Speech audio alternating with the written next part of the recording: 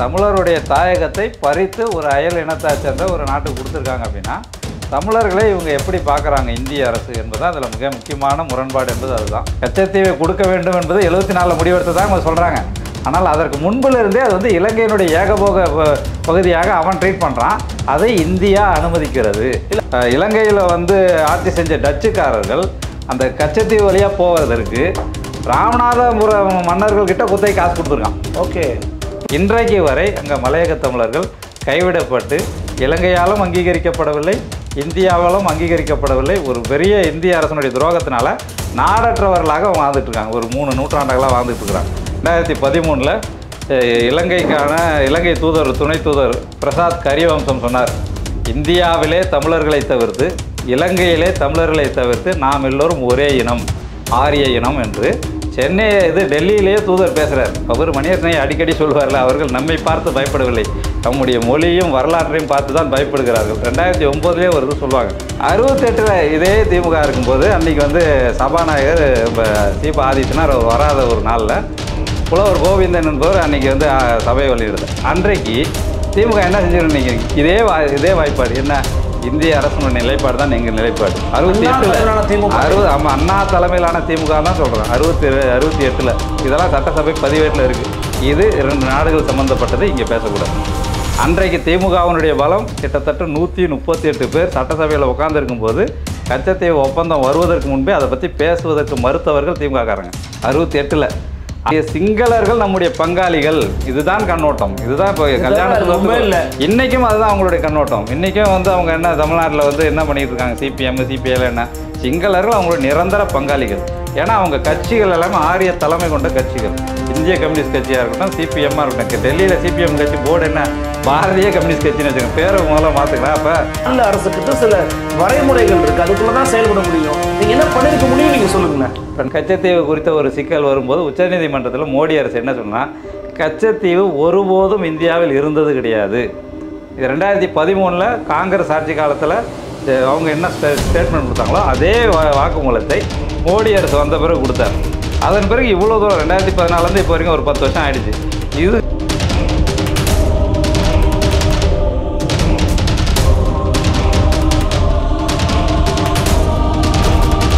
அன்னை பர்னிச்சர்ஸ், அன்னை திருமண சீர்வரிசை பொருட்கள், டிவி, ஃபிரிட்ஜ், வாஷிங் மெஷின் உள்ளிட்ட 200க்கும் மேற்பட்ட பொருட்கள் அடங்கிய திருமண சீர்வரிசை ரூபாய் 99,000 மட்டுமே. தமிழகம் முழுவதும் இலவச டோர் டெலிவரி. தொடர்புக்கு 7550014440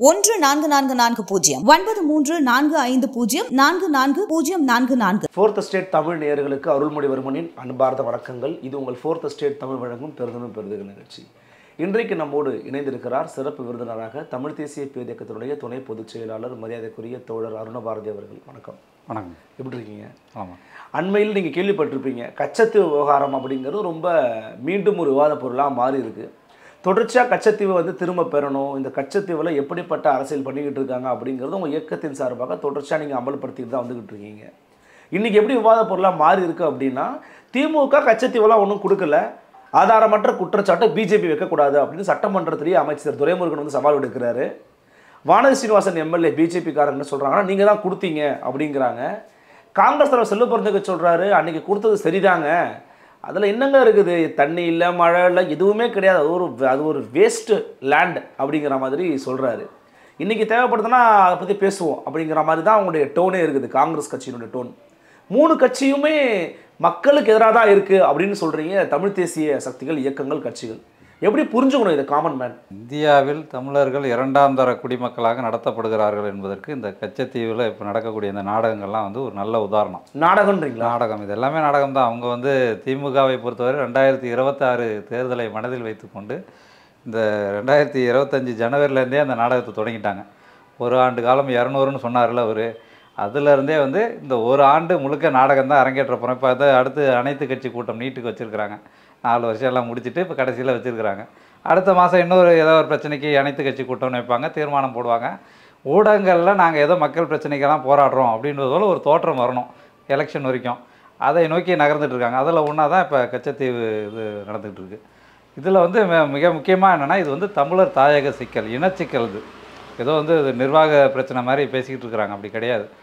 தமிழருடைய தாயகத்தை பறித்து ஒரு அயல் இனத்தை சேர்ந்த ஒரு நாட்டுக்கு கொடுத்துருக்காங்க அப்படின்னா தமிழர்களை இவங்க எப்படி பார்க்குறாங்க இந்திய அரசு என்பது தான் அதில் மிக முக்கியமான முரண்பாடு என்பது அதுதான். இப்போ வந்து 74 ஒப்பந்தம் பற்றி பேசுகிறாங்க, 74 தான் கொடுத்தாங்க அப்படின்னு. 74க்கு முன்னால் இந்திய அரசு கச்சத்தீவை எப்படி நடத்துனது இருக்குல்ல. 74க்கு முன்னால் வந்து இது வந்து தமிழருடைய இடம்னு அங்கீகரித்து இந்திய நாட்டினுடைய ஒரு நிலப்பரப்பாக கச்சத்தீவை அங்கீகரிச்சிருந்தா சரி இவங்க வந்து கொடுக்குறாங்க. இந்தியா விடுதலை அடைந்த 47க்கு பிறகிலிருந்து கச்சத்தீவை வந்து அவங்க கண்டுகொள்ளவே இல்லை. கச்சத்தீவு தமிழருடைய நிலப்பரப்பு என்பதை கண்டுகொள்ளவே இல்லை. புலவர் ராசு அவர்கள் அவங்க ஈரோட்டில் இருந்தார், கல்வெட்டு ஆய்வாளர். 74ஆம் ஆண்டு மார்ச் மாதம் அவர் அந்தோணியர் கோயில் திருவிழா அங்கே கச்சத்தீவில் நடக்குது, அதுக்கு போகிறார். அந்த ஒப்பந்தம் என்பது பின்னால் ஜூன் மாதம் தான் வருது. இவர் 74 அதே ஆண்டு மார்ச் மாதம் போகிறார். போய் பார்க்கும்போது பார்த்தோம்னா அந்த கச்சத்தீவில் 74ல் விடுதலை புலிகள்லாம் இல்லாத காலகட்டம். அப்போ போய் பார்க்கும்போது அங்கே கச்சத்தீவில் இலங்கையினுடைய போர்க்கப்பல் நிற்கிது. சரி, இலங்கையினுடைய முழுக்க காவலர்கள், சிங்கள காவலர்கள் நிற்கிறாங்க, சிங்கள இராணுவம் இருக்குது, இதெல்லாம் இருக்குது. எப்போ 74ல் இனப்படுகொலை போரெலாம் இந்த அளவுக்கு இன்னும் இவ்வளோ தீவிரம் பெறாத புலிகள் இல்லாத காலகட்டத்திலேயே 74 அப்படி இருந்திருக்கு. அதை பற்றி அவர் விசாரிக்கிறாருன்னா இப்படிலாம் இருக்கிறாங்களே அப்படின்ட்டு விசாரிக்கிறார்.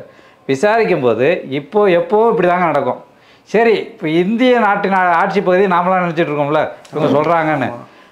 அப்படி இந்திய அரசோ இல்லை இராணுவமோ கடலோர காவல் படையோ இதுமாரி இவங்க 2 தரப்பு மக்கள் தானே வராங்க, வந்து பாதுகாத்துருக்காங்க. அவங்க இந்த பக்கமே வந்தது கிடையாது. எப்போ 74லேயே. அப்போ 72, 73லாம் எப்படி நடந்துச்சு இந்த திருவிழா அப்படின்னு கேட்கும்போது அவங்களாம் வரமாட்டாங்க. முழுக்க இது இலங்கையில் ஆளுகையில், அதாவது கச்சத்தீவை கொடுக்க வேண்டும் என்பது 74 முடிவெடுத்ததாக அவங்க சொல்கிறாங்க. ஆனால் அதற்கு முன்பிலிருந்தே அது வந்து இலங்கையினுடைய ஏகபோக பகுதியாக அவன் ட்ரீட் பண்ணுறான். அதை இந்தியா அனுமதிக்கிறது. இல்லை, அதுக்கு காரணம் என்னன்னா அது ஒரு பயன்பாடற்ற இடமா தமிழர்கள் இந்தியர்கள் பார்த்துருக்குறாங்க, அவங்க பயன்படுத்தவே இல்லை. ஸோ அவன் வந்து ஆக்குபை பண்ண ஆரம்பிச்சுட்டு அவனுக்கு தேவைப்படுதுன்னு கொடுத்துருக்குறாங்கன்னு தான் சொல்கிறாங்க. அந்த கச்சத்தீவை எடுத்துட்டிங்க அப்படின்னா 285 ஏக்கர் 20 சென்ட் அது இடம். அந்த கச்சத்தீவு வந்து இன்றைக்கி பயன்பாடற்ற நிலமாக இருக்கலாம், ஆனால் வரலாற்று வழியில் அது எவ்வளோ முக்கியமான இடமா இருந்திருக்கு அப்படின்னா நம்ம சோழர் காலத்திலேருந்தே பார்த்தோம்னா சோழர்கள் ராஜராஜ சோழன் படையெடுத்து போகும்போது தங்கியிருக்கக்கூடிய தீவாக அதை பார்க்குறாங்க. பின்னால் அவங்க தாளமை சொல்கிறாங்களே கிபியில் வந்த பயணிகள், வெளிநாட்டு பயணிகள், அவங்கெல்லாம் குறிப்பிடுறது என்னென்னா அந்த இடம் வணிகத்துக்குரிய பகுதியாக இருந்தது. முத்து வணிகர்கள் அங்கே இருந்தாங்க, பல நாட்டு வணிகர்கள் அங்கே இருந்தாங்க. அப்படியெல்லாம் வந்து பண்டமாற்ற முறையில் வணிகம் அங்கே நடைபெற்றிருக்கு. அதன் பிறகு அந்த கச்சத்தீவு என்பது வளமான பகுதியாக இருந்ததுனால பச்சை தீவு என்று அழைக்கப்பட்டது. அந்த தீவே பச்சை தீவு. ராமநாதபுரத்தில் இருக்கக்கூடிய இஸ்லாமியர்கள் பல பேர் வந்து என்னன்னா மூலிகைகள் எடுத்துப்பதற்காக அந்த தீவுக்கு வந்திருக்காங்க, மூலிகைக்காக. அந்த மூலிகையை வந்து தொடர்ந்து அந்த கச்சத்தீவில் வந்து எடுப்பதற்காக அந்த கச்சத்தீவை வந்து யார் வைத்திருந்தாங்கன்னா சேதுபதி மன்னர்கள். அவங்கக்கிட்ட குத்தகைக்கு காசு கொடுத்து நாங்கள் போய் அங்கே மூலிகை பறித்து கொள்கிறோம், அது வளமான தீவாக இருக்குது, மூலிகைகள் கிடைக்குது. அதுவும் இல்லாமல் சாய வேர்னு சொல்கிறோம்ல, இன்றைக்கி தான் இந்த இது நவீன சாயம்லாம் வந்துருச்சு. அந்த சாய வேருக்கான அந்த செடிகள்லாம் அங்கே இருந்திருக்கு.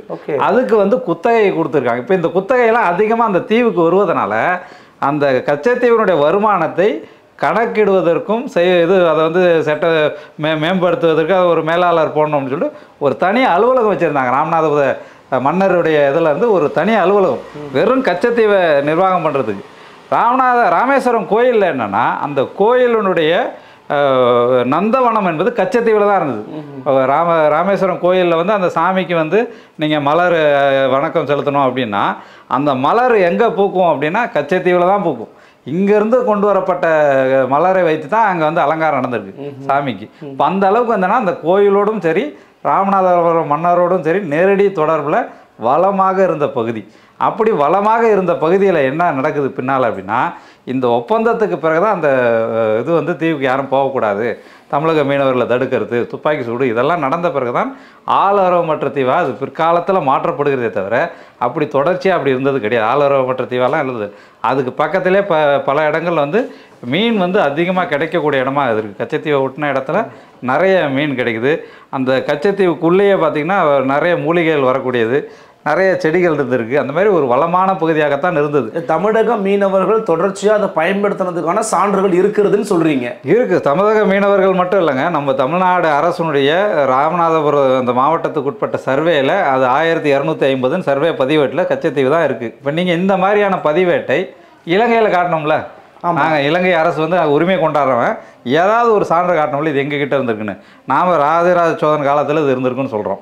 அதன் பிறகு ராஜராஜ சோழன் காலத்துக்கு பிறகு சேதுபதி மன்னர்கள் காலத்தில் தொடர்ச்சியாக அந்த 1950 இருந்திருக்கு. அதாவது கொழும்பு இதில் இலங்கையில் வந்து ஆட்சி செஞ்ச டச்சுக்காரர்கள் அந்த கச்சத்தீவு வழியாக போவதற்கு ராமநாதபுரம் மன்னர்கள்கிட்ட குத்தகை காசு கொடுத்துருக்கான். ஓகே, இப்படிலாம் கொடுத்துருக்காங்க, இவங்க கொடுத்துருக்காங்க. அடுத்தது சென்னை மாகாணத்தில் இருக்கக்கூடிய மீன்வளத்துறை அதிகாரிகள், ஆங்கிலேய அதிகாரிகள் கச்சத்தீவை ராமநாதபுர சேதுபதி மன்னர்கிட்ட குத்தகைக்கு காசு எடுத்து கொடுத்துட்டு அந்த தீவை நம்ம மீனவர்களுக்கு நீங்கள் குத்தகைக்கு அங்கே மீன் பிடிச்சிக்கலாம்னு ஏலம் விட்டுருக்கான். சென்னையில் இருக்கக்கூடிய தரவுகள் இருக்குது. ஆமாம் இருக்குது, அதுக்கெல்லாம் சான்றுகள் இருக்குது, தொடர்ச்சியான சான்றுகள் இருக்குது, செப்பேடுகள் இருக்குது. அதுபோல் அந்த கீழக்கரையில் இருக்கக்கூடிய சொக்கநாதர் கோயிலில் நந்தவனமாக கச்சத்தீவை பயன்படுத்துவதற்கான கல்வெட்டுகள் இருக்குது. இப்போ இவ்வளவு சான்றுகள் நம்ம தமிழ்நாட்டை சுற்றி இருக்குது. கச்சத்தீவுக்கு மட்டுமே சொல்கிறோம். அந்த பெயர்களே இப்போ கச்சை என்பதே நம்ம ஆமைகளை குறிக்கக்கூடிய ஒரு பெயராக தானே இருக்குது. அது வந்து பச்சைத்தீவு தான் கச்சத்தீவு ஆயிடுச்சுன்னு சொல்கிறாங்க. எப்படி பார்த்தாலும் அது தமிழ் பேர் தான். இப்போ நீங்கள் வந்து அதுக்கு ஒரு அந்த மாதிரி ஒரு சான்று இலங்கையில் அவங்களால காட்ட முடியல. அவங்க நடுவில் என்ன பண்ணுறாங்க, இலங்கை வந்து உரிமை கொண்டாடுவதற்கு என்ன பண்ணுறாங்கன்னா 1801 ஒரு மேப் காட்டுறான். 1801 ஒரு மேப். என்ன மேப் அப்படின்னா, இந்த தமிழ்நாடு வரைபடத்துக்கு பக்கத்தில் கச்சத்தீவும் குறிப்பிடப்பட்டிருக்கு, யாழ்ப்பாணமும் குறிப்பிடப்பட்டிருக்கு. அப்போ இது வந்து இலங்கை தேவை ஒரு தீவாக தான் இது இருக்குது பாருங்கள் அப்படின்றான். அந்த மேப் வரும்போது இலங்கையும் சரி தமிழ்நாடும் சரி ஒரே பிரிட்டிஷ் ஆளுமையின் கீழே இருந்ததுனால அவன் சேர்த்து ஒரு வரைபடம் போட்டான். அந்த வரைபடத்தை தவிர இலங்கை அரசே வரைந்த வரைபடத்தில் கூட கச்சத்தீவு கிடையாது. இலங்கையினுடைய பெரிஸ்னு சொல்லிட்டு இலங்கையினுடைய வெளியுறவுத்துறை அமைச்சராக இருந்தவர், அமைச்சரவை செயலாளர் இருந்தவர், அவர் நில அளவை துறையில் வேலை பார்க்குறாரு. 1936 40 வரைக்கும் இருக்கார். அவர் வந்து இலங்கையினுடைய வரைபடத்தை போடுறாரு, அளக்கிறாரு. அவர் சொல்கிறாரு 36 40 வரைக்கும் அளந்த அவர் சொல்கிறாரு, அந்த வடக்கு எல்லை நமக்கு எங்கன்னா நெடுந்தீவு வரைக்கும் தான், கச்சத்தீவு வரைக்கும் யாருமே சொல்லலை. இதுதான் அப்படின்னு சொல்லிட்டு அவர்களுடைய வரைபடம், அவங்க இலங்கையினுடைய வரைபடம், அரசு வரைபடமே சொல்லுது. 1936 40 வந்த வரைபடத்தில் சொல்லுது கச்சத்தீவு கிடையாது. முதல்ல இந்த இலங்கைக்கான முதல் வரைபடம் என்பது 1957 வரைபடுது. ஓகே, முதல்ல அவங்க இப்போ தான் இலங்கைக்கான ஒரு வரைபடம்னு. அந்த வரைபடமும் என்னன்றாங்கன்னா எல்லா இலக்கியங்களையும் அவங்க பார்க்குறாங்க. அவங்களுடைய மகாவம்சத்துலேருந்து பல இலக்கியங்களை பார்க்குறாங்க, வெளிநாட்டை பயணி குறிப்புகள் பார்க்குறாங்க, மீனவர்கள் இங்கே இருக்கக்கூடிய மக்கள் இவங்க பயன்பாட்டு குறிப்புகள் இதெல்லாம் பார்த்து இலங்கைக்கான முதல் வரைபடம் 1857 ஸ்ரீலங்கா ஆர் தாமிராபரணி அப்படிதான் பேர் அந்த வரைபடம். அந்த வரைபடத்தில் கூட கச்சத்தீவு கிடையாது. அப்போ எந்த வரைபடத்திலும் இல்லாத கச்சத்தீவை அவர்கள் சொந்தம் கொண்டாடுவதற்கான காரணம் என்னன்னா இந்திய அரசனுடைய தூண்டுதல் தான். இலங்கைக்கு கொடுத்தது யாரு, இலங்கைக்கு ஏன் கொடுத்தாங்க, இதுல தமிழ்நாடு அரசுல இருக்கக்கூடிய ஆட்சியருடைய பங்கு என்ன? அதான் இப்போ இந்திய அரசு பார்த்தோம்னா 47க்கு பிறகு அமைந்த அரசு என்பது நேரடியான ஒரு ஆரிய இனவெறி கொண்ட இந்துக்காரர்களுடைய ஒரு அரசு தான் நிறுவப்படுது.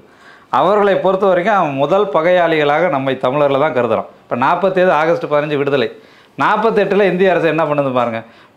நம்ம தமிழ்நாட்டிலேருந்து தேயிலை தோட்டத்திலேருந்து பணிபுரிவதற்காக பல இடங்கள் கிட்டத்தட்ட ஒரு 10 லட்சம் பேர் கொண்டு போகிறாங்க. இந்திய பிரிட்டிஷ் அரசு தான் கொண்டு போகிறாங்க. 18ஆம் நூற்றாண்டில் ஒரு பெரிய பஞ்சம் வந்த பிறகு இங்கே இருக்கக்கூடிய சாதாரண மக்களையெல்லாம் கொண்டு போய் தெற்கு இலங்கையில் கொழும்பு சுற்றி இருக்கக்கூடிய தேயிலை தோட்டங்கள் இங்கெல்லாம் கொண்டு போய் வைக்கிறாங்க. அவங்க வந்து மலையக தமிழர்கள் சொல்கிறோம். இவங்களுக்கும் யாழ்ப்பாண தமிழர்களுக்கும் சம்மந்தம் இல்லை. அவங்க அங்கே தெற்கு பகுதியில் இருக்காங்க. 10 லட்சம் பேர் இருக்கிறாங்க. இந்த 10 லட்சம் பேர் வந்து 48 இலங்கை விடுதலை அடைஞ்ச உடனே இலங்கை செய்த முதல் காரியம் இந்த 10 லட்சம் பேர் எங்களுக்கு தொடர்பில்லாதவர்கள், நாடவற்றவர்கள்னு அறிவிக்கிறோம் 48. அப்போ வந்து இவர்களுக்கு யார் பொறுப்பேற்றுக்கிறது அப்படின்னா இந்திய அரசாங்கம் பொறுப்பேற்றுக்கணும். ஏன்னா பிரிட்டிஷ்காரன் கொண்டு போய் வச்சான். 47 விடுதலை அடைஞ்சு பிரிட்டிஷ்காரன் போன பிறகு இந்திய அரசு என்ன பண்ணோம், இவர்கள் எங்கள் மக்கள் தான், இங்கேருந்து தமிழ்நாட்டிலேருந்து கொண்டு போன மக்கள் அப்படின்னு. ஆனால் இந்திய அரசு இவர்கள் நாடற்றவர்கள்னு சொன்ன உடனே ஆமாம் நாடற்றவர்கள்னு சொல்லிடுச்சு. இன்றைக்கு வரை அங்கே மலையக தமிழர்கள் கைவிடப்பட்டு இலங்கையாலும் அங்கீகரிக்கப்படவில்லை, இந்தியாவாலும் அங்கீகரிக்கப்படவில்லை. ஒரு பெரிய இந்திய அரசனுடைய துரோகத்தினால நாடற்றவர்களாக அவங்க வாழ்ந்துட்டுருக்காங்க. ஒரு 3 நூற்றாண்டுகளாக வாழ்ந்துட்டு இருக்கிறாங்க. இப்போ அந்த துரோகத்தை செய்த இந்திய அரசு 48 அப்படி ஒரு துரோகத்தை செஞ்சவன் இங்கே தமிழர்களுக்கு உரிமை கொடுக்கணும்னு எப்படி விரும்புவான். அதனால் தமிழருடைய ஒரு பகுதியாக இருக்கக்கூடிய கச்சத்தீவை அங்கீகரிப்பதே, தமிழருடைய பகுதி என்பதை அங்கீகரிப்பதே விட்டுட்டாங்க.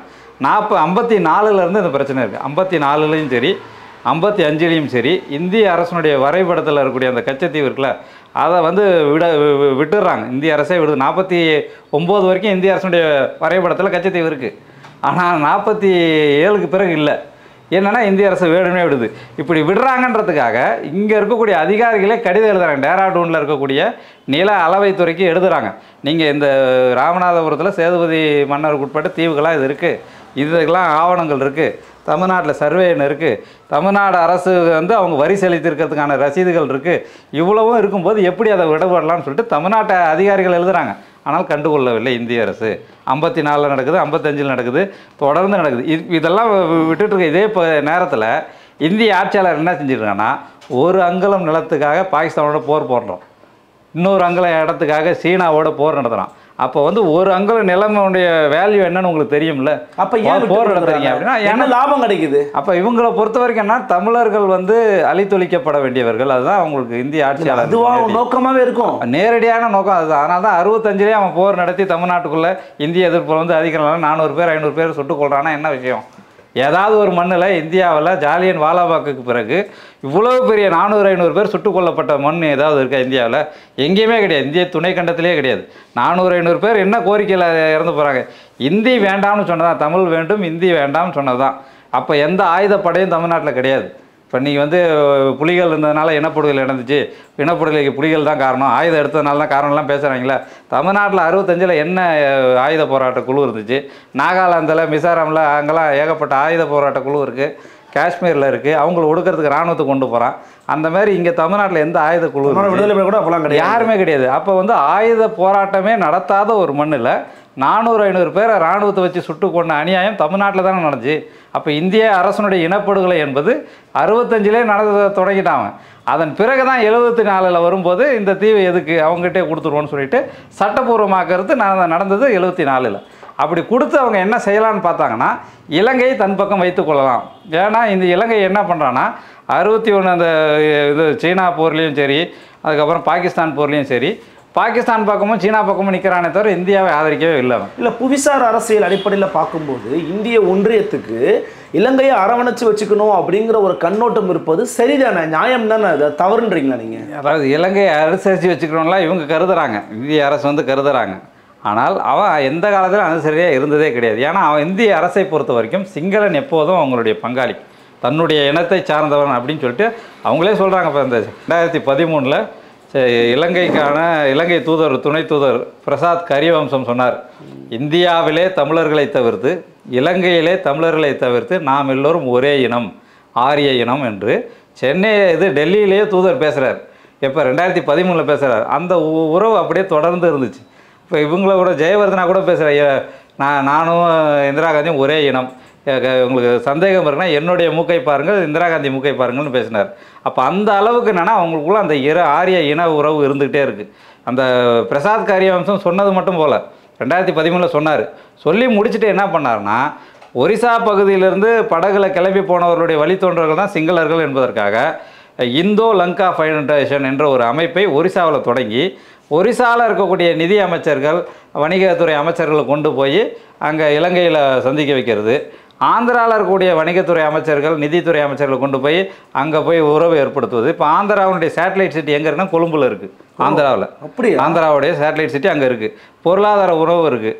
அதுக்கப்புறம் கல்ச்சுரல் உறவு, பண்பாட்டு உறவு வேணும் என்பதனால்தான் அநாகரிக தர்மபாலா என்ற புத்த பிக்குனுடைய சிலையை கொண்டு வந்து மேற்குவங்கத்தில் திறக்கிறாங்க. ரவீந்திரநாத்தோடைய சிலையை கொண்டு போய் கொழும்பில் திறக்கிறாங்க. இந்த இதெல்லாம் இருக்குல்ல, பண்பாட்டு உறவுகளை புதுப்பிச்சுக்கிறாங்க, தூதரக உறவுகளை பிறப்பிச்சுக்க. அதாவது ஒரு இனப்படுகொலை நடந்த பிறகு சொல்கிறேன் நான். இப்போ இதே ஒரு உறவை நாம் தமிழ்நாட்டிலேருந்து ஒரு தூதரகத்தையோ இல்லை ஒரு அலுவலகத்தையோ பாகிஸ்தானில் நம்ம திறந்தோம்னா இங்கே இருக்கிற இந்திக்காரெல்லாம் சும்மா இருப்பானா? தேச விரோதின்றான். ஏன் இப்போ பாகிஸ்தான்காரங்க நமக்கு என்ன சண்டை வாக்கிய தகராறு இருக்குது? ஒன்றும் கிடையாது. அவன் எங்கே கிடக்கிறான், நான் எங்கே கிடக்கிறேன். ஆனால் இந்த ஊரில் பார்த்தோம்னா இந்தியா பாகிஸ்தான் மேட்ச் நடக்கும்போது நம்ம பயில கத்திக்கிட்டு இருப்பாங்க, பாகிஸ்தான்காரன் பிடிச்சி திட்டிகிட்டு இருப்பாங்க. ஆனால் அவனுக்கு நமக்கு எந்த பிரச்சனையும் கிடையாது. அதே மாதிரி பல லட்சம் மக்களை கொண்டு இருக்கிறான், இனப்படுகொலை கொண்டு இருக்கான். சொந்த நாட்டு மக்கள் 800 பேரை மீனவர்களை கொண்டு இருக்கிறான் இலங்கை. ஆனால் அவங்க கூட எப்படி இருப்பாங்க, வடநாட்டுக்காரங்க எப்படி இருப்பாங்கன்னா பொருளாதார உறவு வச்சுருப்பாங்க, கல்ச்சுரல் உறவு வச்சுருப்பாங்க, அவங்க கூட கொள்ள வைப்பாங்க. இப்போ IPL டீம்லாம் வந்து விளாட்றான்ல, அப்போ அந்த மாதிரியான ஒரு இன உறவு என்பது தொடர்ச்சியாக அவங்களுக்கு இருக்குது.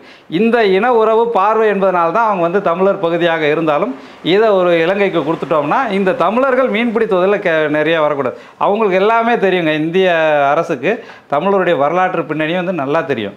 அவர் மணியரசனை அடிக்கடி சொல்வார்கள், அவர்கள் நம்மை பார்த்து பயப்படவில்லை, நம்முடைய மொழியும் வரலாற்றையும் பார்த்து தான் பயப்படுகிறார்கள். 2009 ஒரு இது சொல்லுவாங்க, இந்த போரில் வந்து இது ஈழப்போரில் வந்து யார் பக்கம் நம்ம இலங்கையின் பக்கம் நிற்க வேண்டுமா, இல்லை தமிழீழ போரில் வந்து இப்போ புலிகள் பக்கம் நிற்கணுமா, இல்லை இலங்கை அரசோட நிற்கணுமா என்பதை பற்றிய ஒரு விவாதம் இஸ்ரேல் நடுவில் வந்துச்சு.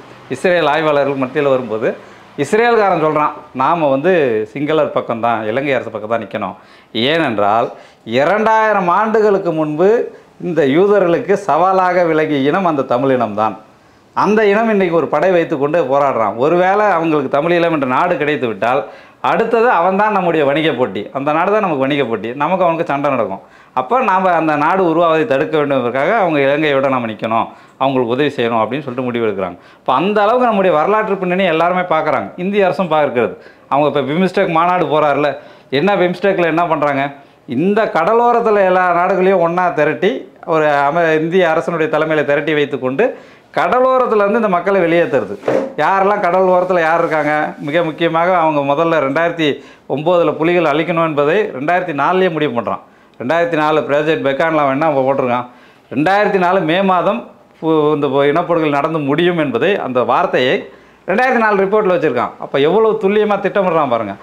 இந்த மாதிரியான கூட்டமைப்புகளை வைத்துக்கொண்டு அவங்க இந்த தமிழர் பகுதியைத்தான் எல்லாருக்குமான ஒரு எக்ஸ்போர்ட் ப்ராசஸிங் ஜோனாக மாற்றுறான். இப்போ தமிழ்நாட்டுக்குள்ளே இருக்கக்கூடிய இவ்வளோ திட்டங்கள் வருது, வளர்ச்சி திட்டம் என்ற பேரில் யாருடைய பயன்பாட்டுக்கு வருது, இந்த பிம்ஸ்டெக் கூட்டாளி நாடுகளுக்கான பயன்பாட்டில் தான் வருது. தமிழ்நாட்டுக்குள்ளே மின்சாரம் தயாரிப்பான், அதை எங்கே கொண்டு போகிறான், ராஜஸ்தான் கொண்டு போகிறான், தாய்லாந்து கொண்டு போகிறான். இப்போ ராமேஸ்வரத்துலேருந்து இலங்கைக்கு பாதை போட போகிறோம், நாங்கள் மின்சார பாதை போட போகிறோம், நான் கேபிள் போட போகிறோன்னா யாருக்கு, நம்ம தமிழர் பகுதிக்கு மின்சாரம் கொடுக்க கிடையாது, கொழும்புக்கு கொண்டு போகுது. அப்போ தமிழ்நாட்டு பகுதியும் தமிழீழ பகுதியும் முழுவதுமாக அழைத்து அங்கே இருக்கக்கூடிய மக்களை எல்லாம் இனப்படுகொலை செய்து அங்கே இருக்கக்கூடிய வளங்களையும் அங்கே இருக்கக்கூடிய சுற்றுச்சூழலை அழித்து எல்லாவற்றையும் பயன்பாட்டு பொருளாக மற்றவனுக்கு கொடுக்குறது. இப்போ நம்ம ஊரை அழித்து, நம்ம கூடங்குளத்தை அழித்து மின்சாரம் கிடைக்குது அப்படின்னா மலையாளிகள் வேணான்னு சொல்கிறாங்களா? அவங்க போராட்டம் நடக்கும்போதே எங்களுக்கு மின்சாரம் கொடுங்கன்னு கேட்டாங்க. எங்கள் ஊரில் அணு உலை வரக்கூடாது, உமன் சாண்டி சொன்னது தான். எங்கள் ஊரில் கேரளாவில் அணு உலை வரக்கூடாது, தமிழ்நாட்டில் வந்தால் அதில் எங்களுக்கு 1000 மெகாவாட் கொடுங்க கேட்குறாங்களா? அப்போ அந்த அளவுக்கு இனவெறியோடு தான் இவர்களாம் நடந்துக்கிறாங்க. இப்போ தமிழ்நாட்டு தமிழர்களும் ஈழத்தமிழர்களும் ஒரு கிட்டத்தட்ட ஒரு பயன்பாட்டு பொருளாகத்தான் இந்த தாயகத்தை பார்க்குறாங்க. இல்லை இப்போ ஓகே. ஆனால் இந்த கச்சத்து விவகாரத்தில் பிஜேபி இன்னைக்கு குரல் கொடுக்குறாங்க சட்டமன்றத்தில், திமுக தான் காரணம் அப்படின்னு வந்து அவங்க பேசுகிறாங்க. நீங்கள் தேசிய அளவில் எப்படி இதை பண்ணாங்க, அவங்களுடைய பார்வை ஆரிய இன கோட்பாட்டின் பார்வை எப்படி தமிழர்கள் வேலைன்னு சொல்கிறீங்க? இங்கே இருக்கிறவங்களும் தமிழர்கள் தானே, வாசிவாசனும் தமிழர் தான், நம்முடைய திமுகவில் இருக்கிற பல தோழர்கள் தமிழர்களாக தான் இருக்கிறாங்க. அவங்களுக்கு என்ன பிரச்சனை வரப்போகுது, அதிமுக தோழர்களுக்கு என்ன பிரச்சனை வரப்போகுது, அவங்க அதை எப்படி புரிஞ்சுக்கணும்? அப்போது இப்போ வந்து கச்சத்தீவு பிரச்சனை வந்து இப்போ 74 ஒப்பந்தம் வருது, 74 தான் ஒப்பந்தம் வருது. 60களுக்கு முன்னாலேயே இதை பற்றி இந்த 55 வரைபடம் விட்டு போகிறத பற்றியெல்லாம் தமிழ்நாட்டு சட்டசபையில் சண்டை வருது. அப்போல்லாம் தமிழ்நாட்டு ஆட்சியாளர்கள் வந்து காங்கிரஸ்காரங்க. அவங்க என்ன பேசுவாங்க, சபாநாயகர் என்ன பேசுவார்னா, கச்சத்தீவு விவகாரம் 2 நாடுகள் சம்மந்தப்பட்டது, இதில் வந்து யாரும் பேசக்கூடாது, அதெல்லாம் பார்லிமெண்ட்டில் தான் பேசணும்னு சொல்லிட்டு ஏதாவது சொல்லி மூடிடுவாங்க. இது வந்து 68 வரைக்கும். சரி, 68ல் திமுக ஆட்சிக்கு வருது, 67 வந்துட்டாங்க. 68ல் இதே திமுக இருக்கும்போது அன்றைக்கி வந்து சபாநாயகர் சீபா ஆதித்யநாத் அவர் வராத ஒரு நாளில் புலவர் கோவிந்தன் என்பவர் அன்றைக்கி வந்து சபையை வெளியிடுது. அன்றைக்கு திமுக என்ன செஞ்சுருன்னு நினைக்கிறீங்க? இதே வாய்ப்பாடு என்ன, இந்திய அரசனுடைய நிலைப்பாடு தான் எங்கள் நிலைப்பாடு. 68ல் ஆமாம், அண்ணா தலைமையிலான திமுக தான் சொல்கிறேன். 68ல் இதெல்லாம் சட்டசபை பதிவேட்டில் இருக்குது. இது 2 நாடுகள் சம்மந்தப்பட்டது, இங்கே பேசக்கூடாது. அன்றைக்கு திமுகவினுடைய பலம் கிட்டத்தட்ட 138 பேர் சட்டசபையில் உட்காந்துருக்கும் போது கச்சத்தீவு ஒப்பந்தம் வருவதற்கு முன்பே அதை பற்றி பேசுவதற்கு மறுத்தவர்கள் திமுககாரங்க 68ல். அடுத்தது 72, 73 பிரச்சனை வருது. ஒரு தமிழ்நாடு அரசுக்கிட்ட சொல்கிறாங்க, ஒரு அன்றைக்கி கலைஞர் முதலமைச்சராக இருக்கும்போது சொல்கிறாங்க, அதுதான் இப்போ அம்பலப்படுத்திருக்காங்க, ஜெய்சங்கர்லாம் அம்பேத்கர் கொடுக்க போகிறோன்றதெல்லாம் சொல்லிட்டாங்க. இவர் என்ன பண்ணுறது, கொடுக்க தான் போகிறாங்க. இப்போ ஈழத்தில் 2009 போர் நடந்தபோது கலைஞர் என்ன பண்ணார், ஒரு உண்ணாவிரத நாடகம்லாம் போட்டார்ல, அதே போன்ற நாடகத்தை தான் 74 செஞ்சார். சரி, இப்போ கலைஞர் இனத்துரோகி என்பது 2009 நமக்கு தெரியும், 74 அப்படி நடந்தது.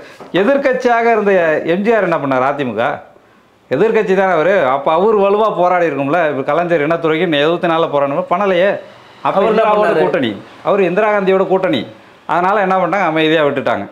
இப்போ கம்யூனிஸ்டுகள் போராட்ட குணம் கொண்டவர்கள்னு சொன்னாங்களே, இந்திய கம்யூனிஸ்ட் கட்சி அன்னைக்கு கல்யாண சுந்தரம் அவர் இதில் எம்பியாக இருந்து நாடாளுமன்றத்தில் கொடுப்பது சரிதான்னு பேசுகிறார். பி ராமமூர்த்தி தமிழ்நாட்டில் அவர் கொடுப்பது சரிதான், அது வந்து என்ன நீங்கள் இனவெறியோடு பேசுறீங்கன்னு சொல்லிட்டு கண்டிக்கிறாங்க. என்ன கொடுக்கக்கூடாதா? அண்டை நாடு சிங்களர்கள் கொடுக்கணும்னு சொல்றாங்க அவங்க. அதாவது சிங்களர்கள் நம்முடைய பங்காளிகள், இதுதான் கண்ணோட்டம். இதுதான் இப்போ கல்யாணத்துல இன்னைக்கும் அதுதான் அவங்களுடைய கண்ணோட்டம். இன்னைக்கும் வந்து அவங்க என்ன தமிழ்நாட்டில் வந்து என்ன பண்ணிட்டு இருக்காங்க, சிபிஎம் சிபிஐல என்ன, சிங்களர்கள் அவங்களுடைய நிரந்தர பங்காளிகள். ஏன்னா அவங்க கட்சிகள் எல்லாமே ஆரிய தலைமை கொண்ட கட்சிகள். இந்திய கம்யூனிஸ்ட் கட்சியாக இருக்கட்டும், சிபிஎம்மாக இருக்கட்டும். டெல்லியில் சிபிஎம் கட்சி போர்டு என்ன, பாரதிய கம்யூனிஸ்ட் கட்சின்னு வச்சுக்கோங்க. பேரை முதல்ல மாற்றுக்கலாம். இப்போ பாரதிய ஜனதா கட்சிக்கும் பாரதிய கம்யூனிஸ்ட் என்ன பேரில் என்ன வேறுபாடு இருக்குது? அவன் இந்துத்துவா பேசுகிறான், இந்தியான்னு பேசிகிட்டு இருக்கான். அதை வந்து நீங்கள் வந்து சாஃப்டாக பேசிகிட்டு இருக்கீங்க. உங்கள் இந்திய தேசியத்துக்கும் இந்துத்துவாவுக்கும் என்ன இது இருக்குது? பாரத் மாதாவை நீங்கள் மறுக்கிறீங்களா? எதுவுமே கிடையாதுல்ல.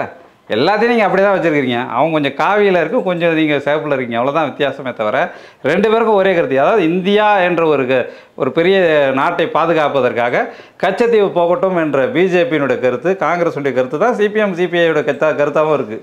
அப்போ எல்லா இந்திய தேசிய கட்சிகளும் என்னென்னா தமிழ்நாட்டை, தமிழர் தாயகத்தை பலியிடுவதில் ஒரு தயக்கமும் கிடையாது உங்களுக்கு. இதே மாதிரி நீங்கள் வடக்கில் காஷ்மீர்கிட்ட பண்ணுறீங்களான்னு பார்த்தா மாட்டாங்க. கன்னியாகுமரி ஒரு ஒன்றும் இல்லை. இப்போ கேரளாலே மீனவர்கள் வந்து 2 பேர் இத்தாலி கடற்படையினால் கொல்லப்பட்ட போது இதே சிபிஎம் கட்சிக்காரங்க எவ்வளோ கொதித்து பேசினாங்க நாடாளுமன்றத்தில். அவங்க தானே பேசினார். 2 மீனவர்கள், 2 கேரளாவில் கொத்து கொத்தா வந்து. அப்போ நீங்கள் என்ன செஞ்சிட்டீங்க? அப்போ இந்த 74 கொடுத்த பிறகு தானே இவ்வளோ பெரிய இனப்படுகொலை 600 பேர் இதை படுகொலை செய்யப்பட்டிருக்காங்க மீனவர்கள். என்ன செஞ்சிருச்சு சிபிஎம் சிபிஐ?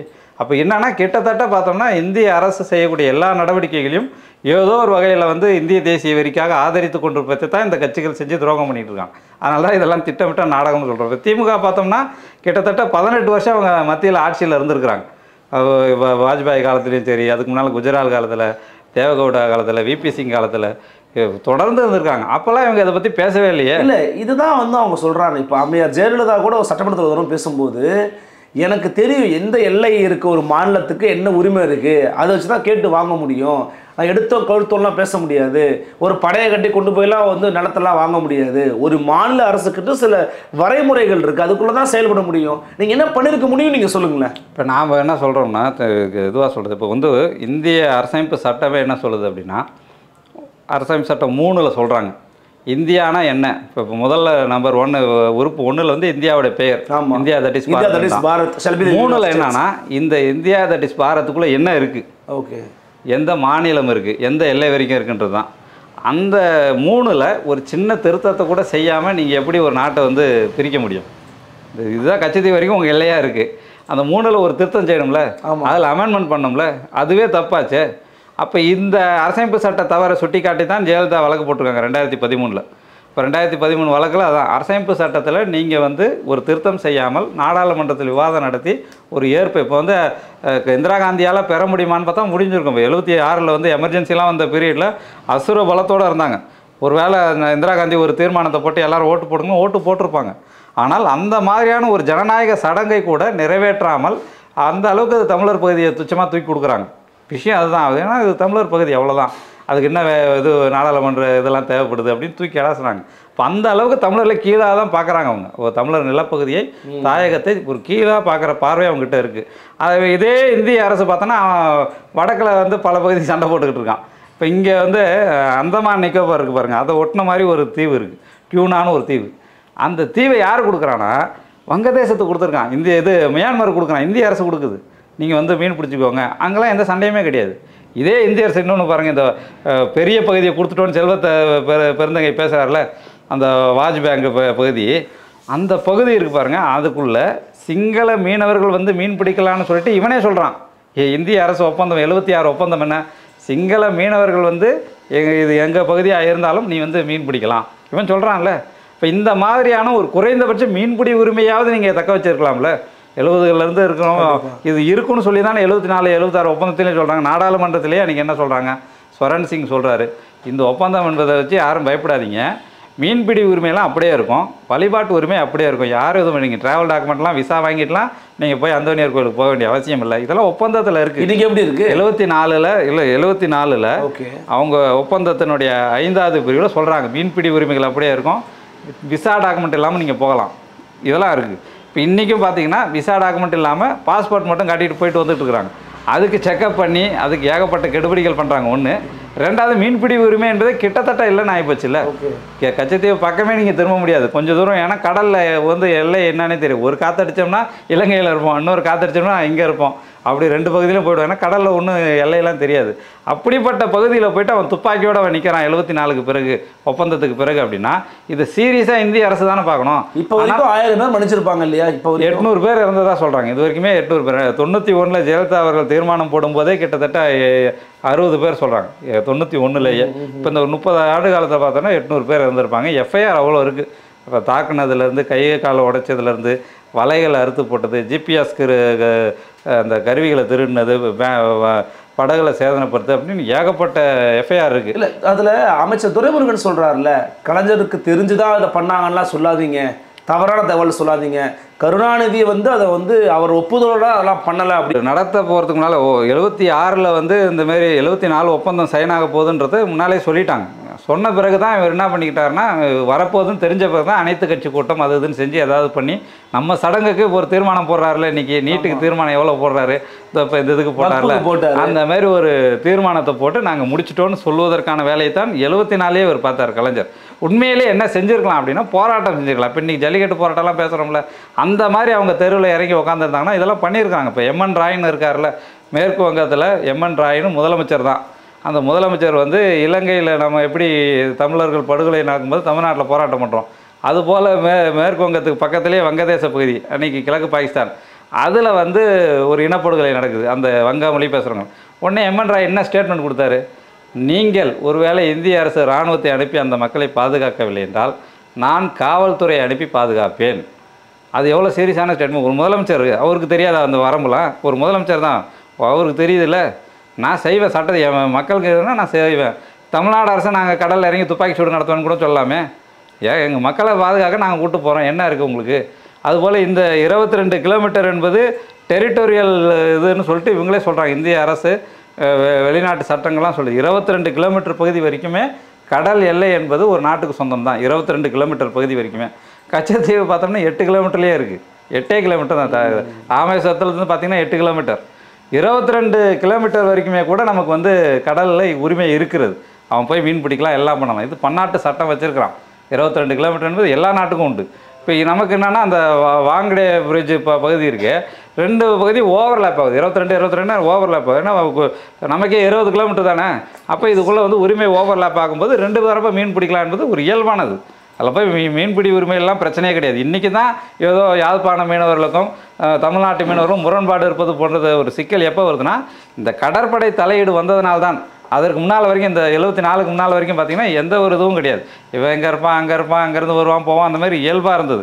இயல்பாக இருந்த ஒரு விஷயத்தை 74 கச்சத்தீவு பறிப்புக்கு பிறகு ரொம்ப சீரியஸாக ஆக்கி துப்பாக்கி சூடு நடத்தி இவ்வளோ பேர் கொள்கிற அளவுக்கு ஒரு இன ரீதியாக இலங்கை அரசு கொண்டு போக இந்திய அரசு அதை மறைமுகமாக ஆதரிக்கும். ஒருவேளை இந்திய அரசு என்ன செஞ்சுருக்கலாம்னா, குறைந்தபட்சம் தங்களுடைய கோஸ்டல் கார்டு, கடற்படை அவங்களெல்லாம் அனுப்பி பாதுகாத்துக்கலாமா. மீனவர்கள் போகிறாங்கன்னா அவங்களுக்கு பாதுகாப்பு நீங்கள் கூடிய அவன் வந்து 74 ஒப்பந்தத்தில் சொல்லியிருக்கான் 2 பேருமே மீன் பிடிக்கலான்னு சொல்லி ஒரு ஒப்பந்தத்தை சைன் பண்ண பிறகு ஒப்பந்தத்தை கையெழுத்து போட்ட இந்திய அரசு தானே அதை பாதுகாக்கணும். அவன் என்ன பண்ணுறான், நீ போன்னு சொல்லி கோஸ்ட் கார்டு ஃபோன் பண்ணி சொல்கிறத பாருங்கள், இந்த பக்கம் 1000 மீனவர்கள் வராங்க, அவனை துப்பாக்கி சூடு நடத்துன்னு போட்டு கொடுக்குற அளவே இந்திய அரசு கடற்படை தான் இருக்குது, கோஸ்டல் கார்டு தான் இருக்கிறான். இன்றைக்கி இந்திய பிரதமர் நரேந்திர மோடி இலங்கைக்கு வந்து போயிருக்கிறாரு, சுற்றுப்பயணம் மேற்கொண்டிருக்கிறாரு. அங்கே இருக்கக்கூடிய தமிழ் தலைவர்களை கூட மீட் பண்ணி பேசியிருக்கிறாரு அப்படிங்கிற செய்திகளை நம்ம பார்க்குறோம். பிரதமர் மோடிக்கு தமிழர்கள் மேலே ஒரு அக்கறை இருக்குது, தமிழ் மேலே ஒரு அக்கறை இருக்குது, அதனுடைய பண்பாட்டின் மீது ஒரு அக்கறை இருக்குது, இந்த மாதிரிலாம் சொல்கிறாங்க. இப்போ மோடிக்கு அந்த எண்ணம் இருக்காதா? மோடியால் காப்பாற்ற முடியாதா? இப்போ திமுக பண்ணி உள்ளூர் நாடக கோஷ்டினா அது உலக நாடக கோஷ்டி. அவங்க வந்து பெரிய அளவில் இதே நாடகத்தை அந்த பகுதியில் நடத்தக்கூடிய. உண்மையிலே திமுகவுக்கு இது பிஜேபிக்கு அக்கறை இருக்குது அப்படின்னா கச்சத்தீவை திரும்ப பெறுவோம் அப்படின்னு சொல்லி ஏற்கனவே பேசினது தான். 74 75 ஜனசங்கம் வாஜ்பாயெல்லாம் பேசினது தான். திமுகவால் முடியாதுன்னா கூட சொல்கிறது லாஜிக் இருக்குது. ஒரு மாநில கட்சி முடியாதுங்கலாம். இவங்க தேசிய கட்சி, நாட்டை ஆளும் கட்சி தானே, ஏன் முடியாது? கடல் தாமரை மாநாடுன்னு ஒன்று போட்டாங்க ராமேஸ்வரத்தில், வந்து கச்சத்தீவை மீட்போம் அதெல்லாம் பேசினவங்க தான் மீனவர் ஓட்டுகளுக்காக பண்ணாங்களே தான். ஆனால் ஆட்சிக்கு வந்த 2014 கச்சத்தீவு குறித்த ஒரு சிக்கல் வரும்போது உச்சநீதிமன்றத்தில் மோடி அரசு என்ன சொன்னால், கச்சத்தீவு ஒருபோதும் இந்தியாவில் இருந்தது கிடையாது. இது 2013 காங்கிரஸ் ஆட்சி காலத்தில் அவங்க என்ன ஸ்டேட்மெண்ட் கொடுத்தாங்களோ அதே வாக்குமூலத்தை மோடி அரசு வந்த பிறகு கொடுத்தார். அதன் பிறகு இவ்வளோ தூரம் 2014 இப்போ வரைக்கும் ஒரு 10 வருஷம் ஆயிடுச்சு. இதுக்கு நடுவில் அவ்வளோ மீனவர் படுகொலை நடந்திருக்கு. நீங்கள் கச்சத்தீவை திரும்ப பெறுவதெல்லாம் அடுத்து, குறைந்தபட்சம் இந்த மீனவர்களோட உயிரையும் உடமையும் காப்பாற்றுவதற்கு இந்திய அரசு, மோடி அரசு என்ன நடவடிக்கை எடுத்திருக்காங்க? குறைந்தபட்சம் இதை பண்ணணும்ல. அப்போ இதை கூட செய்யாதவன், உயிரையும் உடமையை கூட பாதுகாக்க ஒரு வேலையை செய்யாதவன் எப்படி அந்த உரிமையை போய் பாதுகாப்பான்? அப்போ வாய்ப்பே கிடையாது. அவங்க என்னென்னா, இலங்கை அரசை வந்து பங்காளிகளாக கருதக்கூடிய மனப்பான்மை காங்கிரஸுக்கும் சரி, பிஜேபிக்கும் சரி, கம்யூனிஸ்டுகளுக்கும் சரி தொடர்ந்து இருப்பதனால அவர்கள் தமிழ்நாட்டு மக்களை, தமிழ் மீனவர்களை இனப்படுகொலை செய்தால் உள்ளூர மகிழ்வதைத்தான் பார்த்துட்ருக்கோம். தொடர்ந்து அதான் செஞ்சிட்ருக்குறாங்க. இப்போ ஒரு வேளை அவங்க வந்து நார்த் இந்தியாவில் ஏதோ ஒரு இடத்துல பாகிஸ்தான்காரனோ இல்லை சீனாக்காரனோ வந்துட்டால் இதே மோடி கும்பலாம் எவ்வளோ சண்டை போடுறாங்க. சைனாவை எதை பண்ணுவோம் அதை பண்ணுவோம், பாகிஸ்தான்காரனுக்கு எவ்வளோ சண்டை போடுறாங்க. அப்போ இது அதே தமிழ்நாட்டு மீனவர்கள் மேலே, ஒரு மக்கள் மேலே ஒரு பரிதாபம் வரணும்ல. ஒரு எவ்வளோ கொந்தளிக்கிறாங்க. அப்போ தமிழ்நாட்டு மக்களை நீ இந்திய குடிமக்கள்னு கருதுவதில்லை என்பதுதான் விஷயம். தமிழ் ஃபிஷர்மேன், ஆமாம், தமிழ் ஃபிஷர்மேன்னா நம்ம 2ஆம் தர குடிமக்கள், இந்தியாவில் நம்ம சமமாக நடத்தப்படுவது கிடையாது. அப்போ தமிழர் தாயகமும் சரி, தமிழ்நாடும் சரி, தமிழர்களும் சரி சமமாக இந்திய அரசு. இத்தனைக்கும் இந்த தமிழ்நாட்டு மீனவர்களை தவிர இந்த வேறு எந்த மீனவர்கள் எடுத்து பார்த்தா இவ்வளோ பெரிய அந்நிய செலாவணியை இந்திய அரசு யாரும் எடுத்து கொடுக்கறதே கிடையாது. குஜராத் 1,00,000 கோடி இருக்குது. ஆமாம், அவங்களாம் ரொம்ப சின்னதாங்க. இப்போ 1000 கிலோமீட்டர் பகுதி கடற்கரை தமிழ்நாட்டில் தான் இருக்குது. நாம் வந்து பிடிக்கக்கூடிய இந்த இடம் இருக்குல்ல, இந்த கீழே இருக்கக்கூடிய இடம் இருக்குல்ல, இந்த தமிழ்நாட்டு கடற்கரை ஒட்டின இடத்த வந்து நேஷ்னல் இன்ஸ்டியூட் ஆஃப் ஓஷனோகிராஃபின்னு வச்சுருக்காங்க கோவால். அவன் சொல்கிறான், இது வந்து ஹைட்ரோ கார்பன் தங்கச் சுரங்கம். அவனுடைய ஸ்டேட்மெண்ட், ஹைட்ரோ கார்பன் தங்கச் சுரங்கம். காவேரி படுகை இங்கே இருக்குது, நமக்கு காவேரி படுகை அப்படின்னா அந்த காவேரி படுகை மீத்தேன் ஹைட்ரோ கார்பன்லாம் எடுக்கிறான்னா அதெல்லாம் ஒரு அறிகுறி. என்ன, இதுக்கு கீழே அவ்வளோ வளம் இருக்குது. இந்த வளத்தை ஒட்டி தான் மீன் வளம் இருக்குது. இங்கே கிடைக்கிற மீன் வந்து எங்கேயுமே கிடைக்காது. அந்த அளவுக்கு நிறைய அரிய வகை மீன்கள் இருக்குது. அந்த சிங்கவால் இறா இருக்குது, இந்த மாதிரி நிறைய கிடைக்குது. இப்போ இந்த மாதிரி ஒரு வளம் இருப்பதனால தான் இங்கே இருக்கக்கூடிய அந்நிய செலாவணி என்பது மீனவர்களுக்கு கிடைக்கக்கூடிய அந்த ஏற்றுமதி மூலமாக கிடைக்கக்கூடிய தொகை இந்திய அரசுக்கு தான் போயிட்டுருக்கு. அவங்க இந்திய அரசு தான், அவங்க தான் வாங்கிட்டு இருக்காங்க. அதற்காவது இவங்களை பாதுகாக்கணும்ல. இப்போ அவங்களெல்லாம் காலி பண்ணுறான். இப்போ நேரடியாக இப்போ அடுத்து ஒரு திட்டம், இப்போ வாங்கடே பிரிட்ஜுன்னு பேசுகிறாரில்ல செல்வ பாரதிக்கு, நாங்கள் வாங்கி கொடுத்தோம்னா அந்த இடத்துல இன்னைக்கு யார் மீன் பிடிக்கிறா? அந்த இடம் இன்றைக்கு இந்திய அரசு எப்போது வேண்டுமானாலும் அந்த இடத்தில் பெட்ரோல் எடுக்கலாம் என்பதுக்காக பாதுகாத்து வச்சுருக்கான். மீனவர்களுக்காக கிடையாது. அந்த இடத்த அதானிக்கோ, அம்பானிக்கோ, அகர்வாலுக்கோ கொடுக்க போகிறான். வேதாந்தா அவன் என்ன பண்ணியிருக்கான்னா, தனியாக கெய்ன்ஸ்னு ஒரு நிறுவனம் வச்சுருக்கான். வேதாந்தா எண்ணெய் எடுப்பதற்காக ஒரு நிறுவனம், ஸ்டெர்லைட் வேதாந்தா, அனில் அகர்வால். அவன்லாம் அங்கே இடத்த கேட்டுக்கிட்டு இருக்கிறான். அந்த இடத்த ஏதோ மீனவர்களுக்கும் மக்களுக்கும் பாதுகாத்து கொடுத்த மாதிரி செல்வ பிறந்தகை பேசுகிறாரு. மனிதர்கள் வாழாத ஒரு கடல் பகுதி அது. அது ஒன்றும் தீவு கிடையாது, ஒரு கடல் பகுதி. அங்கே மீன் வளம் இருக்குது. 2 நாட்டு மீனவர்களும் போகலாம் வரலான்னு சொல்லிட்டு இவனுக்கு சட்டம்லாம் இருக்குது. ஆனால் இந்திய அரசு அனுமதிக்க மாட்டுது போகிறதுக்கு. இப்போ ஒக்கி புயலில் மீனவர்கள்லாம் போனாங்கல்ல, அந்த பகுதி தான் அது. ஒக்கி புயலில் வந்து மீனவர்கள் பெரிய அளவில் கடலுக்குள்ளே போயிட்டாங்க, வரலை அப்படின்றாங்களே, அந்த அளவுக்கு கொஞ்சம் ஆழமான பகுதி அந்த இடம். வாங்கடே பிரிட்ஜ் பகுதி என்பது ஆழமான இடம், அரிய வகை மீன்கள் இருக்கக்கூடிய இடம். ஏன்னா அங்கே அடியில் பார்த்தா பெட்ரோல் இருக்குது. இப்போ அந்த அளவுக்கு வளங்கள் எங்கெங்கெல்லாம் இருக்கோ அதை ஒட்டி தான் மீன் வளங்களும் இருக்கும். இப்போ அந்த மாதிரி இடத்த இந்திய அரசு குறைந்தபட்சம் மீனவருக்கு ஒதுக்கி கொடுக்கணும்ல. அவன் பெட்ரோல் எடுப்பதுக்கும் ஹைட்ரோ கார்பன் எடுப்பதுக்கும் வச்சுருக்கிறான். ஆனால் வெளியே பேசும்போது நாங்கள் ஏதோ மீனவர்களுக்கு செஞ்சிட்டோம் அப்படின்ற போல் பேசி ஏமாற்றம் தான் செஞ்சுட்டு இருக்காங்க. தமிழக அரசுக்கு என்ன கோரிக்கை வைக்க விரும்புகிறீங்க? தமிழர்கள் என்ன செய்யணும்னு நினைக்கிறீங்க? இந்த கச்சத்தீவை பொறுத்த வரைக்கும் வந்து அந்த 1974 ஒப்பந்தமும் சரி, 76 ஒப்பந்தம், 2 ஒப்பந்தங்களும் ரத்து செய்யப்பட வேண்டும். அதற்கு என்ன பண்ணால் இந்திய அரசு வந்து நேரடியாக இந்த ஒப்பந்தத்தை ரத்து செய்வதற்கான நடவடிக்கை எடுப்பதற்கு பெரிய அளவில் மக்கள் போராட்டங்கள் தமிழ்நாட்டில் எழ வேண்டும். ஏதோ இது மீனவர்கள் சிக்கல் நாம் பார்த்துடக்கூடாது. ஏன்னா இது மீனவர் சிக்கல் மட்டும் கிடையாது. அவர்கள் பாதிக்கப்பட்டார்கள் என்றால் அது அந்நிய செலாவளியிலிருந்து, நம்முடைய சாப்பாட்டிலிருந்து எல்லாவற்றையும் பாதிக்கும். கடலோரத்தில் இருக்க அந்த மக்கள் தான் நமக்கு பாதுகாப்பு அரணாக இருக்கிறாங்க.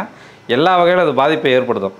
அடுத்தது அவங்களுடைய எல்லை பறிப்போச்சுன்னா அது நமக்கு தான் அடுத்த பாதிப்பு இருக்குது. இப்போ சீனாக்காரன் வரான்னு சொல்லிகிட்டே இருக்கிறாங்க. கச்சத்தீவு திருவிழா நடக்குதுல, அந்தோனி திருவிழா, அதுக்கு முன்னாலெல்லாம் இலங்கை ராணுவம் வந்து சொன்னாங்க. இப்போ கடந்த 5 ஆண்டு 10 ஆண்டுகளாக எடுத்து பார்த்தீங்கன்னா தொடர்ந்து சீன கடற்படையினர் அங்கே உட்காந்துருக்கேன். ஏன்னா அம்பாந்தோட்டையில் கடற்படை இலங்கையே வாங்கிவிட்டான். ஆமாம் வச்சுருக்கேன். அங்கேருந்து அவன் ஒரு ஏவுகணை தளம் வச்சோன்னா அவனால் கூடங்குளத்தையும் அடிக்க முடியும், கல்பாக்கத்தையும் அடிக்க முடியும். அந்த அளவுக்கு ஒரு அபாயமான இடமாகத்தான் அந்த கச்சத்தீவை அவன் வச்சுருக்கிறான். எனவே இது வந்து ஒட்டுமொத்த தமிழ்நாட்டுக்கும் பாதிப்பு. அது நமக்கு தமிழ்நாட்டுக்கு கிடைச்சா தான் நாம் குறைந்தபட்சம் நம்முடைய பாதுகாப்பை உறுதி செய்ய முடியும், நம்முடைய மீனவருடைய வாழ்வாதாரத்தை உறுதி செய்ய முடியும். எனவே அதற்கான ஒரு மிகப்பெரிய மக்கள் போராட்டத்தை நாம் எழுப்ப முடியும். ஏதோ இந்த கட்சிகளை நம்பி அவங்க இப்படி பண்ணிட்டாங்க அப்படி பண்ணிட்டாங்க தவறுகளை மட்டும் சொல்லி காட்டாமல் நேரடியான ஒரு மக்கள் போராட்டத்தை நடத்த வேண்டும். மீனவர்களும் என்னென்னா அவங்களுடைய போக்கில் கொஞ்சம் திருத்தம் வரணும். ஏதோ வந்து இந்திய அரசை நம்பினால் இது நடக்கும் அப்படின்னு நினச்சிட்டு இருக்காங்க. இந்திய அரசு தான் உங்களுக்கு காவு வாங்குகிற முதல் ஆளாக இருக்கிறான். சிங்களனே விட்டால் கூட துப்பாக்கி எடுத்து கொடுத்து கொல்லுங்கள் இவர்களே என்று சொல்லக்கூடியவர்களாகத்தான் இந்திய ஆட்சியாளர்கள் இருக்கிறாங்க. எனவே மீனவர்கள், தமிழ்நாட்டு மீனவர்கள் ஒரு தமிழ் தேசிய உணர்வோடு போராட்டங்களை மிகப்பெரிய அளவில் கட்டமைத்து தான் இந்த கச்சத்தீவு சிக்கலில் ஒரு தீர்வு காண முடியும். அதற்கேற்ப எல்லோரும் இணைந்து செயல்பட வேண்டும். அதுதான் எங்களுடைய கோரிக்கை. பலவிதமான கருத்துக்களை ரொம்ப எளிமையாக ஆழமாக பகிர்ந்துக்கிட்டீங்க. மிக்க நன்றி தோழர். நன்றி. நன்றி. மீண்டும் சந்திக்கலாம். வணக்கம்.